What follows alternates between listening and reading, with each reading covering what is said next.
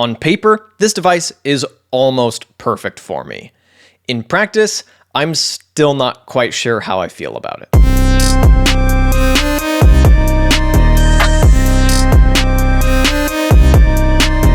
What's up and welcome back to Gabe at Miller Music. Today I'm checking out the Polyend Tracker, which I have on loan courtesy of Sounds. I'm going to be showing you the unboxing, my first beat-making session with it, and then my first impressions and what I've learned after spending a week's worth of time with it. For those of you unfamiliar with the Tracker, this is a self-contained music production device, and it's got modern hardware, but an old school interface. It's meant to emulate the classic trackers of the 90s and early 2000s, and I'll link a Ben Jordan video at the end of this one that will explain the backstory much better than I can. But what you need to know right now is that it's got 8 tracks of monophonic sampling. You can either sample stuff directly into it or load stuff onto the SD card. Super easy to do. And it's got granular and wavetable synthesis engines, a song mode, bunch of effects, multi-track export, all that kind of good stuff. So on paper, once again, it seems like it should be perfect for me, but the reality is a little bit more complicated. So to see why, let's just jump into it. Alrighty, let's open this thing up. So we got power cableage, utility type stuff, USB, MIDI.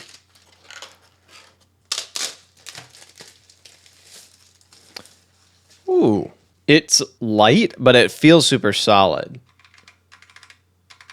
This feels like a computer keyboard. This is definitely going for like kind of an old school meets new school approach, which is pretty cool. So here's your I/O. So we've got USB-C, micro SD card, MIDI in and out. That's nice that they included a converter for the MIDI. A little mic will line in. The line out's interesting. It's just like a tiny line out. Polyend.com. Oh. Let's plug it in. Oh! That's what this is for. This is to get the output of this like into your audio interface, so it can like have a proper stereo output. Okay, so I am going in blind. I didn't even watch a whole lot of content on this before just jumping right in. I really want to see if I can figure this out. I had someone mention in a comment on my Novation Circuit rhythm review that it's a lot like an old school tracker, which makes a lot of sense. It's step-based. You can lock different steps to different instruments or samples. This should be theoretically fairly similar, except vertical in layout rather than horizontal. That's where my knowledge of the interface ends. Can I expand that? Okay, so this is not a touchscreen, remember? Ooh, that feels like a really clean way to navigate an interface, and I mess with that heavily. Let's try sample loader. So we got any instruments? Let's just hit the add button, see what it do. So how do I tell it to like page down? Oh boy, stop. Oh, the key stuck down. Okay, so these keys are a little bit sticky, probably at least at first. I'm guessing that'll change over time. So yeah, we'll go all the way up, grab something else. There's wavetables in here, which we definitely want to make sure we get into because that's neat. I like the flat, like, glossy screen thing they've got going on here. That's kind of tight. This is what I'm going to start with. I will almost certainly let this get much more complicated eventually. Okay, instrument parameters. Sample playback. This looks like where you edit parameters about the sample. Oh, I do want to get into granular. I'll come back to that. I'll come back to granular. Pattern. Here we go. So what can we do with this? Oh, we've got effects on here. Sample recorder, not yet. Pattern. Instrument. So how do you tell it what instrument to be? Have I mentioned that I am in over my head? Play.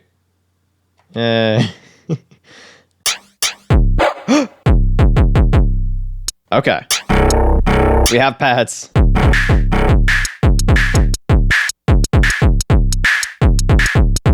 It's like using a very tiny Novation Circuit rhythm. So can I tell this to become something? Oh yeah, we're in business. 1,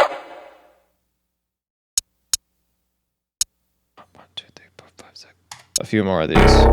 I'm sure there's a more efficient way to do this, and I'm sure you at home are screaming this at me. Yay! We have ourselves a little element. So that is the very basics of making this do things. Okay, I don't want to get fixated on just this little tiny loop. Let's keep adding. Let's have some fun with notes. Put a little whoosh in there, maybe? Okay, that's gotta be another kick. Pop, pop, pop, pop, pop. I like the clicky buttons, though I wish they would stop sticking. That's just dreadfully rude. How many notes are around? I've lost count. There's supposed to be a snare in here somewhere. I think it's this one. I think this one needs to be... Let's try that. Yeah! Nailed it. Here's our pattern.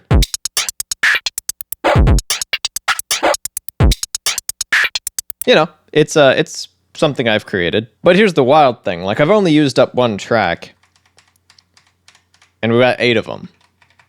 So you can see how that can be used very powerfully. Once again, to make another comparison to the circuit rhythm, although I'm well aware that this came first. 8 tracks, each monophonic, each switching between a bunch of sounds. You can get an absolute ton of stuff going on in one song with this much to work with, and you can get really granular with it, as far as I understand, both literally and metaphorically. So let's keep digging.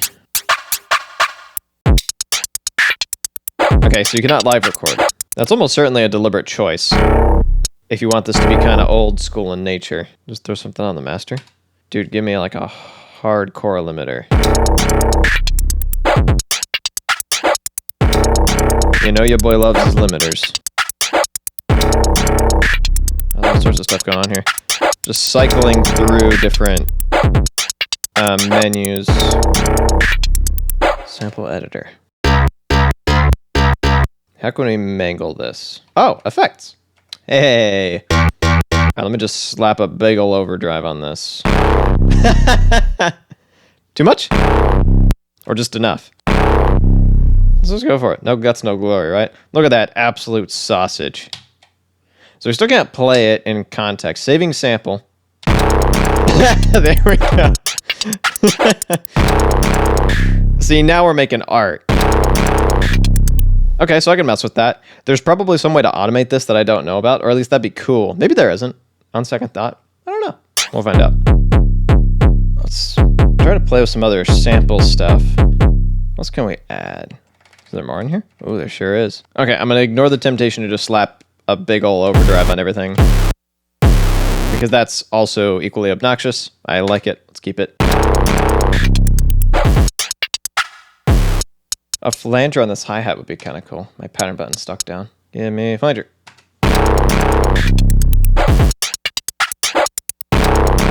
Doesn't seem to have done much. All right, I'm gonna leave this for now and I'll come back to it once I've watched some tutorials and gotten my head around a little more about how to properly use this thing. And it is quite a while later. I've spent about 5 or 6 sessions with this thing trying to get my head around it. And I've finally gotten to the point where I've made something listenable. This one's definitely taken me longer than average to even get to that point.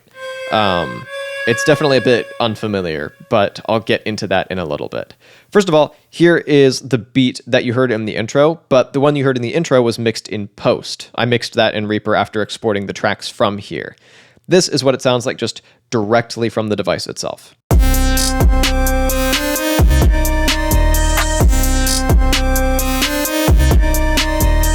Maybe a little bit more high energy.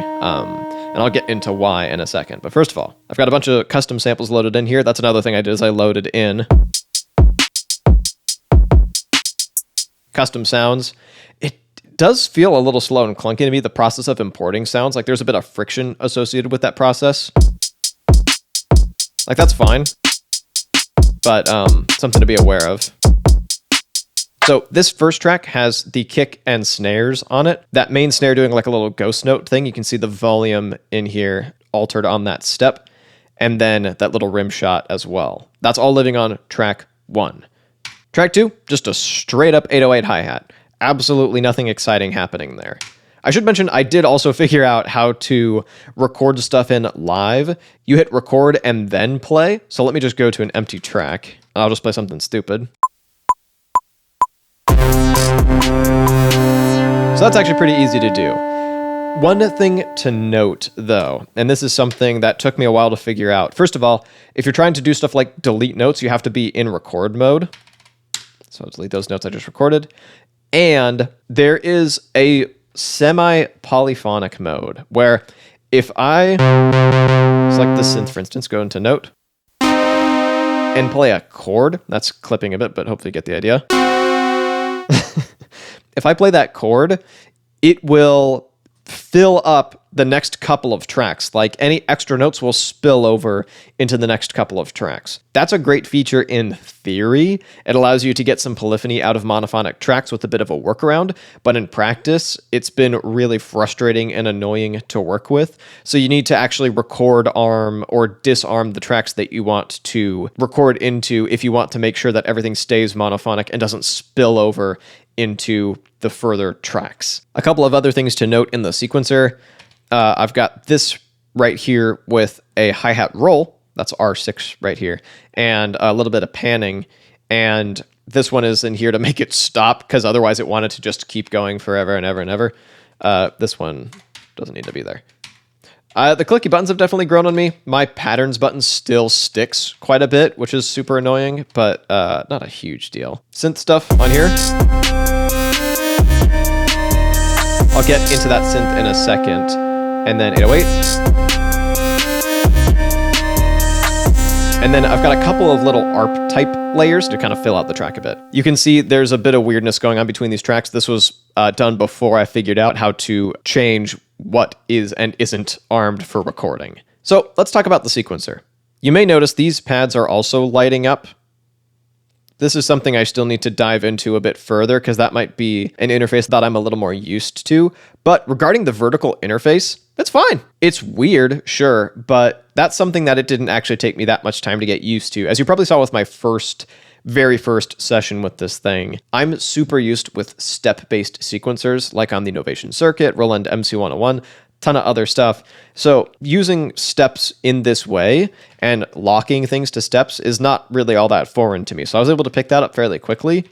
Learning where the buttons were and getting that muscle memory in, that did take some time. That took some effort, but not too bad. However, I have found myself fighting the interface just a little bit. And I want to be very, very clear that that's on me.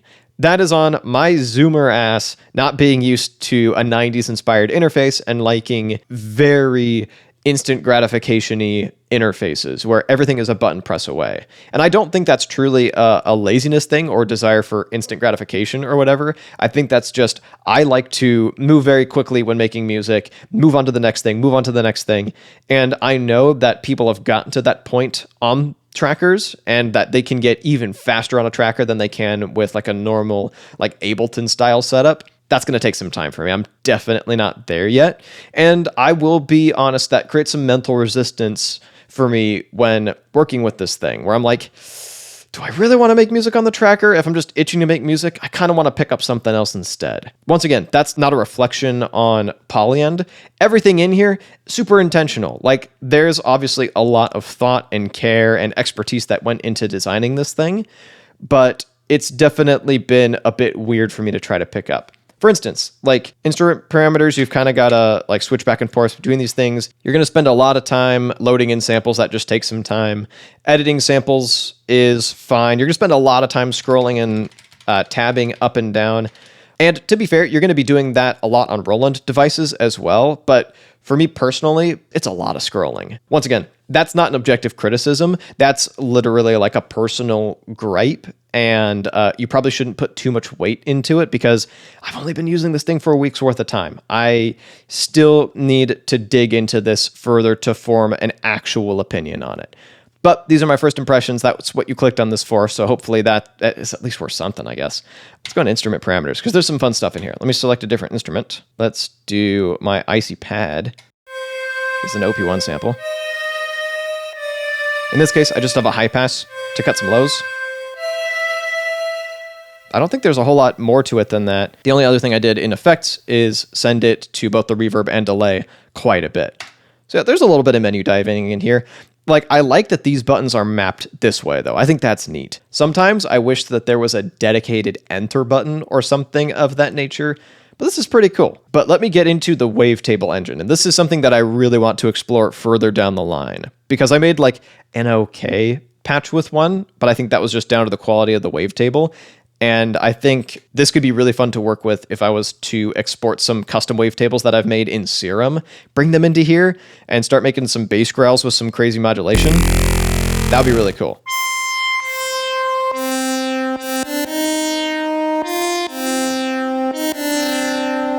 You see how it tried to do that polyphony thing? Once again, record arming is going to be the solution there, but it can be a little weird and unpredictable in that way. But this is literally a wavetable that I loaded into here. I got this from a free download of a bunch of Echo Soundworks wavetables, and then I just loaded the entire folder into here and have been having a good time just grabbing them pretty much at random, because you can't really demo them because it'll just like sound like a weird growl thing. Like, let me show you. Some of these like just sound like nothing. But once you actually load them in, you can actually see the individual parts of the wavetable.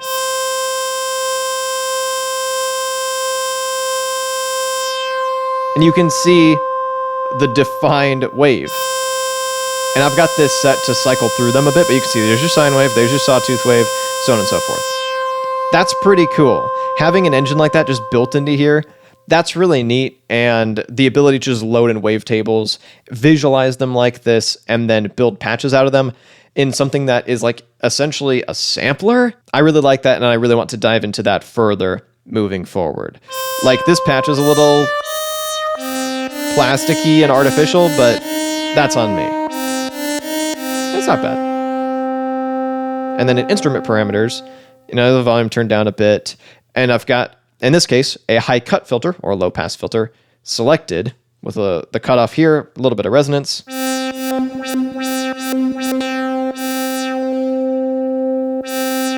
Cycle through that again, and we've got the cutoff controls. So I've got an envelope set up here. Unfortunately, you only get an envelope or an LFO. Getting both would have been cool, but like, we already get this full engine, so that's pretty neat. And you can also control wavetable position. I've got that off right now, actually. I misspoke earlier, but it's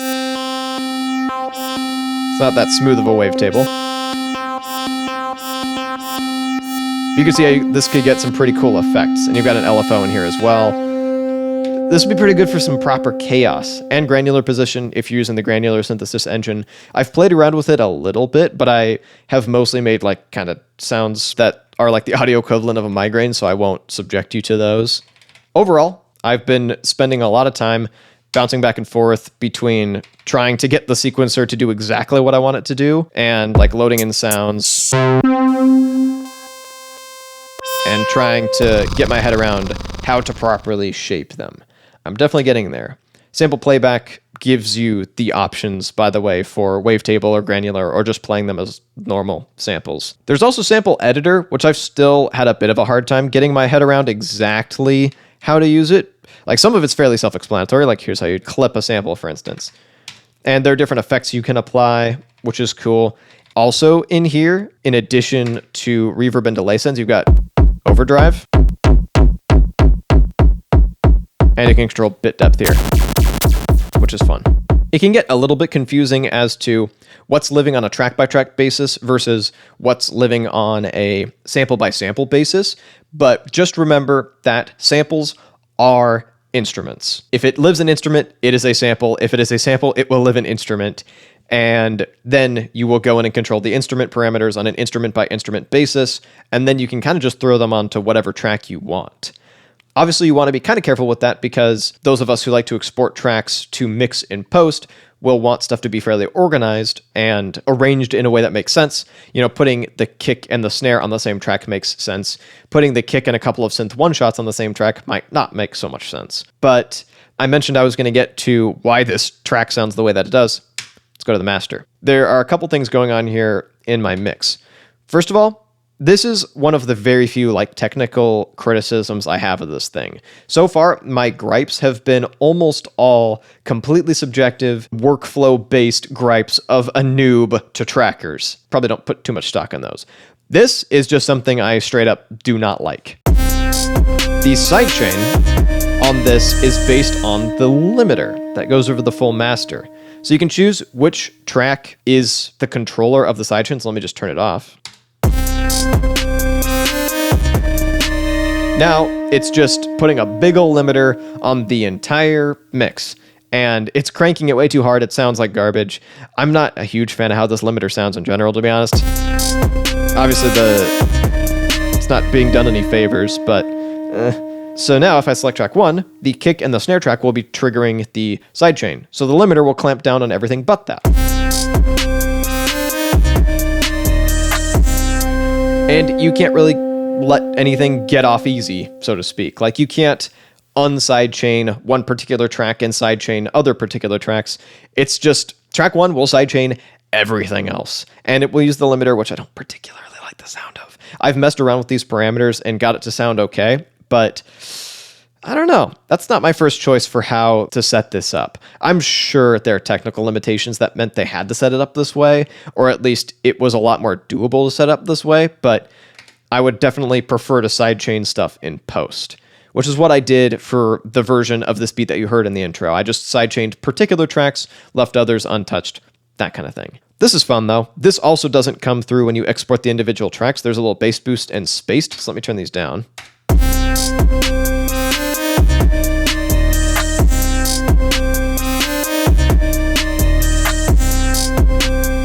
And space.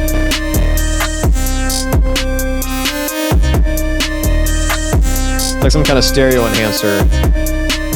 I don't remember what those were originally set to, but you get the idea. You've also got controls over your reverb and delay that everything gets sent to. Got the delay ping-ponging in this case, so that's fun. I still need to dive more fully into the sample recorder and song. Dragging samples onto the SD card is literally all it takes to get samples onto here. That's super nice. Like, there's a lot to like here, but the tiny pads are another thing that I'm still having trouble getting used to. I come from a drums background, so that translates to me really liking finger drumming as a way to input notes and a way to record stuff and a way to come up with ideas. So these dinky little pads, you're not really going to be doing much finger drumming with them. Like, you can record with them, but it's not my first choice. I wish that they had fewer pads, but larger ones. I get why they went with the small ones because these also have user interface elements, but it definitely does reduce the appeal of this thing for me personally. That's a strong personal preference thing, not an objective thing. Overall, I'm not really sure how I feel about this. And honestly, that's kind of the case with a lot of the devices that I try out for like a limited period of time. It just takes me some time to get my head around it, work within its strengths and limitations. Then I can form what I would consider to be a valid opinion. But right now, this thing's kind of weird. Like, everything about it makes sense and it's cool. And I love a lot of the features in here and I fully intend to explore it further, but I'm still not quite sure how I feel about it. That's on me. That's because I'm just not super used to this particular approach to making music, and I'm sure I'll get more used to it as time goes on, but I do kind of find myself a bit resistant to using this, which it'll take some time. And that is it for today. Thank you so much for making it all the way to the end. If you'd like to see more first day and first week with new devices, you can click or tap up over here. And if you'd like to see a more formal review of some of the other more expensive standalone devices that I've tried so far, you can click or tap down over here. Thank you so much for watching, and I'll be back with a new video in a little bit.